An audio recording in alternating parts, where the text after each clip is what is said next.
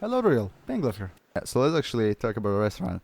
So it's called Dalagisanda, and it apparently stands for From the Mona Lisa. At least it's what translators telling me, though I don't really trust him. Yeah, so it is located somewhere in the east of Italy, somewhere around the Rimini. Yes, let's talk about food of the restaurant. So I had a degustation, which was very heavy on seafood and pungent acidic flavors, which if you're into this, you'll really enjoy it, but otherwise, I wouldn't recommend it. But since I ate in there, I know they changed their degustation, so there's a little bit less seafood in it.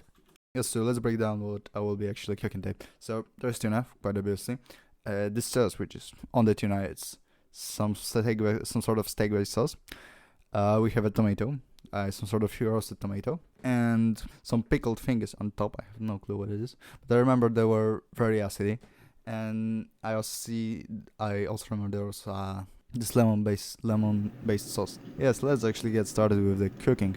Well, so I started by preparing some tomatoes to shock them in some hot water, but to peel off their skins. But then I started looking at the picture of the dish I had taken, and I had realized that this tomato back there had a skin, so what I did here was absolutely pointless. So then I started cooking the tomatoes, and I think it's like so cool how they slide around. I think I just spent like 10 minutes really sliding them around because even though I had no reason to do this. Yes, let's move to the lemon emulsion. Let's just start by zesting the lemon, and then I chopped up the zest. Well, so I've forgotten to record the part where I like mixed the sauce, but it consists of like 2 egg yolks, some butter, some lemon juice, and some lemons and salt. So after a few minutes, I had strained out lemon zest and left the sauce to thicken up. Well, so right now let's move on to the steak sauce. So from what I remember, it was steak sauce, but I cannot really be sure because they changed their new and I cannot check it on their website. So I think it was steak sauce. So it tasted just like a basic pan sauce from some fond of a steak and some red wine. So I didn't really feel like buying a whole steak just to make a sauce out of it. So I bought some random beef meat, and I made a goulash with it. But well, the sauce turned out pretty okay. So also right now when I'm editing this and I look at the angle from which I was filming this, I think it made it look really awkward. And I don't know, let me know what you think. Well, so the sauce started rising. That was great. I have added some butter. I think I might have added a little bit too much butter, but the sound was like so awkward. I still can't shake it off. Like, also I started stirring out this thing called tuna. Yeah, I think I might have a little bit overcooked it, but I think I will need to get myself like a thermometer for like meats because it's really so amazing. So you just take out all of the guesswork from cooking any meats, basically anything.